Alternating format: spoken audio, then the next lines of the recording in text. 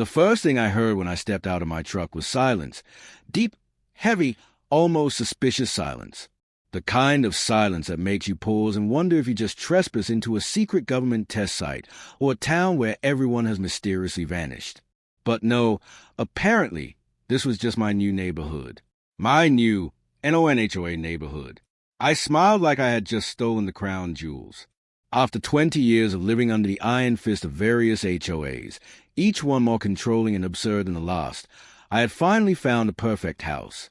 A cozy, renovated, single story with a wide driveway, an enormous backyard, and not a single HOA covenant in sight.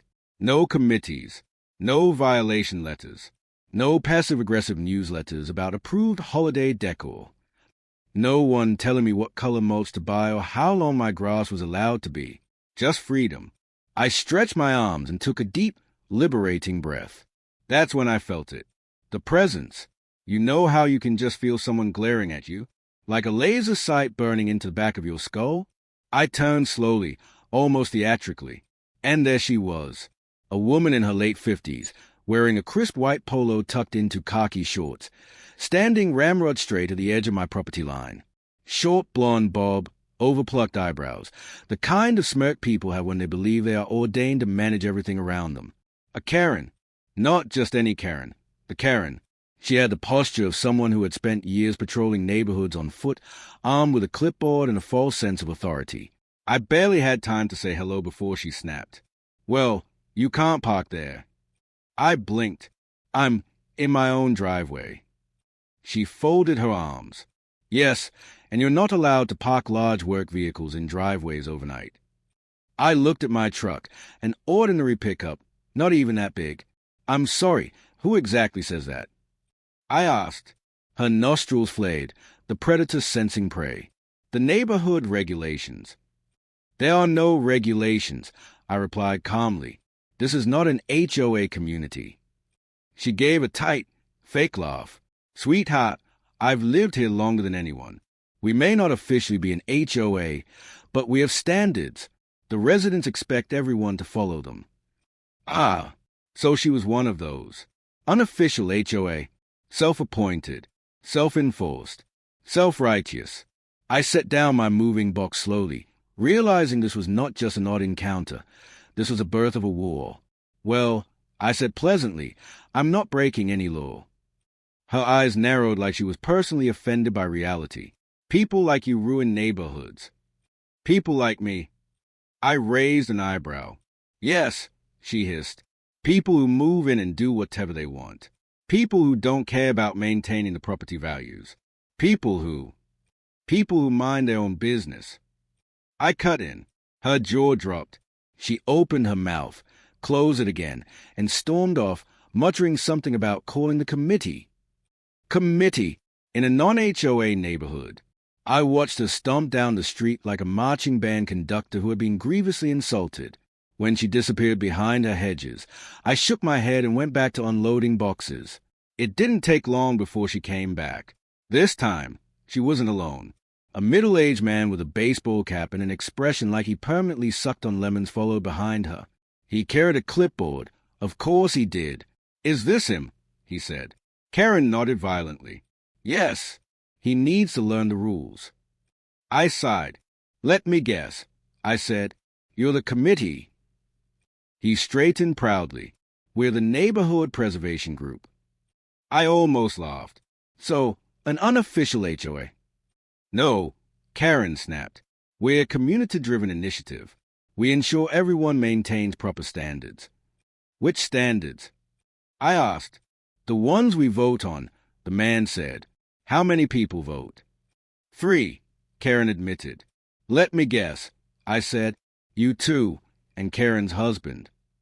I won't tolerate disrespect, she snapped. You came onto my property, I reminded her. Twice. Well, the man said, flipping through papers, you have already violated multiple guidelines. Oh, really? Like what? He read dramatically off the clipboard. Failure to pre-approve exterior modifications. I've lived here for 30 minutes. You place a potted plant on your porch, Karen snapped. It might not be the approved style. There's no list, because this isn't an HOA. Karen stepped closer, pointing a finger at my chest. If you're going to live here, you'll follow the standards. And that truck? It needs to be garaged. I don't have a garage, I said. Then build one, she demanded. I stared at her. She stared back. And then it happened. Her eyes flicked past me. She gasped, "Oh my God." "What now?" I asked. "That mailbox," she shrieked. "It's the wrong color." I whipped around and looked at my mailbox. Plain black standard box. Nothing wrong. No law against it. But apparently, the committee had decided all mailboxes should be forest green with decorative gold numbers that looked like they belonged at a 1990s golf resort. "Change it by tomorrow," the man said, "or there will be consequences." I laughed. I couldn't help it. Consequences? What are you going to do? Write me an angry letter on that clipboard? "You'll see," Karen hissed. And with that, they both marched off again. I watched them go, thinking this might be the worst welcome I'd ever received. But little did I know, this was only the warm-up. By evening, after hours of unpacking, I sat on my back porch, sipping soda and enjoying the peace. The sky was turning gold. Cicadas buzzed lazily. For a moment, everything felt perfect. Then my phone buzzed. Unknown number. I answered cautiously. "Hello." A voice dripped with venom. "Karen, I'm giving you one last chance," she snapped. "Leave. Now. This neighborhood has standards, and you don't belong." I stared at the phone incredulously. "Are you serious right now?" "You're going to bring down property values," she screeched. "We won't allow it." "How did you even get my number?" I asked. "Community records." "What community records?" A pause, then the sound of her hanging up. I sat there, stunned, wondering if I had moved into some bizarre social experiment. Who dedicates their entire existence to controlling other people? But something inside me shifted right then. I realized I wasn't annoyed. I was energized. People like Karen, they thrive on scaring others, on intimidation, on dominance, on believing they're untouchable. But I had spent 20 miserable years dealing with HOA petty tyrants. I knew their tactics. I knew their weaknesses. And this time, I was free, completely free. And I wasn't about to let some self-appointed suburban dictator bully me out of my own home. A slow smile crept over my face. If Karen wanted war, if she wanted to play petty games, if she wanted to test just how much control she thought she had, then I was going to show her exactly what it meant to pick the wrong neighbor. But before I made my first move, I asked myself the most important question of all. How far would Karen go once she realized she couldn't control me? Because I had a feeling she wasn't just going to push limits. She was going to detonate them. The next morning, I walked out onto my driveway with a cup of coffee and a mission. The sun had barely risen, but I wasn't taking chances. Karen seemed like the kind of person who woke up at 4 a.m. to jog in place while watching her neighbors through binoculars. Sure enough, I spotted her. She was crouched behind her azalea bushes, scribbling aggressively on her clipboard like she was documenting a crime scene. When our eyes met, she didn't even try to hide. She stood up, brushed off her shorts, and marched toward me with the determination of a mall cop chasing down a teenager with a skateboard. "Good morning, Karen," I said casually. "You haven't fixed the mailbox," she announced like she was breaking news on national television. "It's 7 a.m., I said. "The hardware store isn't even open yet." "That's not my problem," she snapped. "The deadline was today." I sipped my coffee. A deadline set by who? The committee. The committee consisting of you and clipboard guy. And, what, your husband who looks like he'd rather join a biker gang than participate in your drama. Her eyes fluttered in outrage. "My husband has nothing to do with this." Ah, noted. So that meant clipboard guy was not her husband. Interesting. He probably didn't even live here.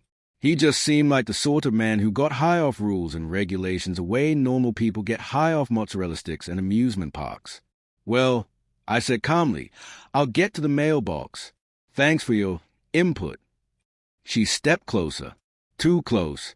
"You think you're clever," she hissed, "but you're not going to last here. People like you never do. People like me.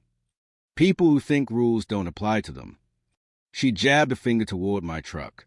And that monstrosity still needs to be garaged. For the last time, I don't have a garage. Then build one, she shrieked. I stared at her, then took a slow sip of coffee, maintaining eye contact the entire time. Her face turned red, then purple, then a sort of blotchy maroon that looked medically concerning. Without another word, she stormed back to her house. I watched her go. Then I smiled. It was time to stop my plan. The revenge wasn't fast. That's not how you deal with a Karen. You don't win by dropping a single bomb. You win by slowly, methodically dismantling her illusion of control. And I had something powerful on my side. The law, city regulations, permits, and best of all, petty compliance. The first step? A fence. Not just any fence. A big, beautiful, 6-foot privacy fence around my backyard. No HOA meant no permission required. The contractor arrived the next day with supplies.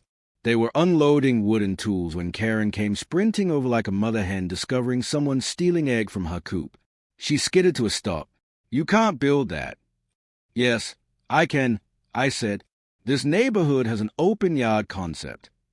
I pulled out a printed copy of the county laws, and the law says I'm allowed a 6-foot privacy fence. No approval needed. Her eye twitched. But, we have voted on a neighborhood aesthetic. How many people voted? I asked with a smirk. She made a choking sound. The community. I raised an eyebrow. You mean the committee? It's the same thing. I shrugged. Well, unless the committee writes county code, I'm good. The contractor laughed. Not loudly, but loud enough. Karen snapped her head toward him. This isn't funny. He wiped his brow. I'm just building a fence. You're aiding in the destruction of our neighborhood, she shrieked. You want us to stop? I asked. You planning to call the sheriff again? Her jaw dropped. How did you know I opened my phone and tapped to show her the call log. They actually warned me someone around here has a habit of calling them for neighborhood disputes. Her face morphed into something between horror and fury. You're making enemies, she warned. I already have enemies, I said, but they don't scare me either. She stormed off for the second time that day. The fence went up in less than a week. But the best part?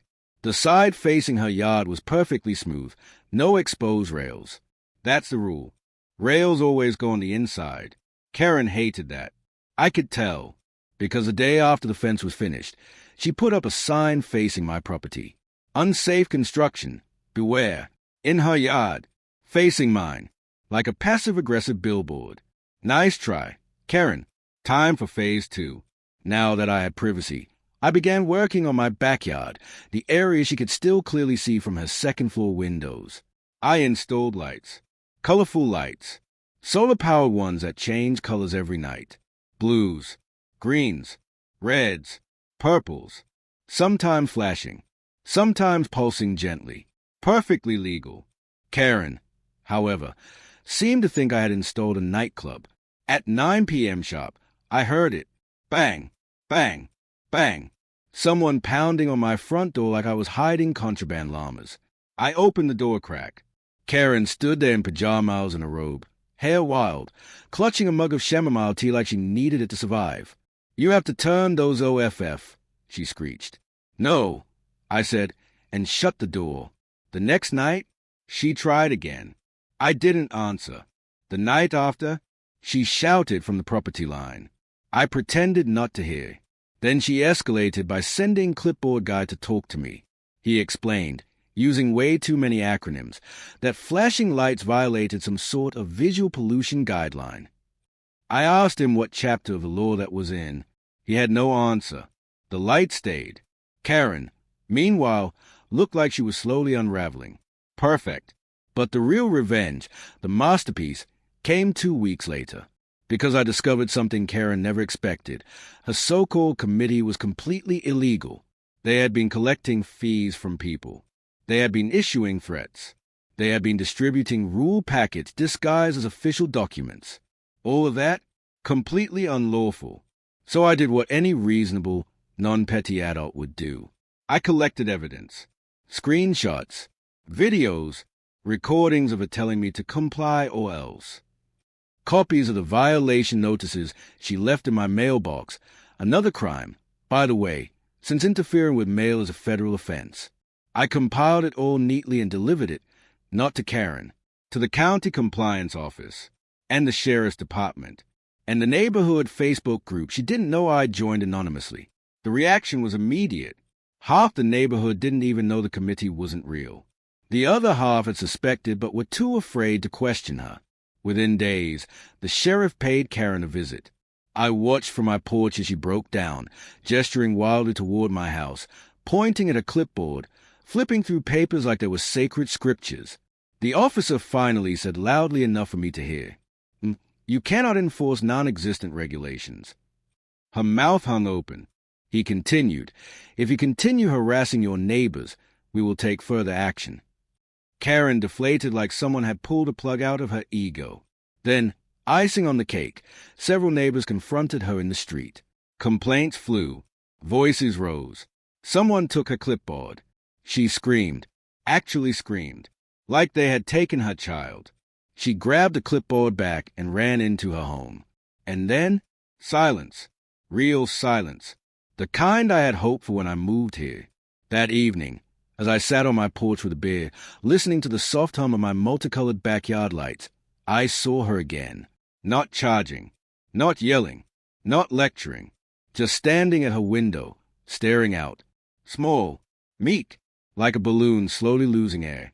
For a moment, I almost felt bad. Almost. But then I remembered her trying to force me out of my own home. And the sympathy evaporated. She had wanted control. She had wanted power. She had wanted to rule the neighborhood like a suburban tyrant. She got none of it, because in the end, Karen wasn't the ruler of anything. She was just a woman with a clipboard, and I finally had peace. The kind of peace you earn. The kind of peace that comes after you stand your ground. The kind of peace that tastes even sweeter because you know you beat Karen at her own game, and she'll never forget it.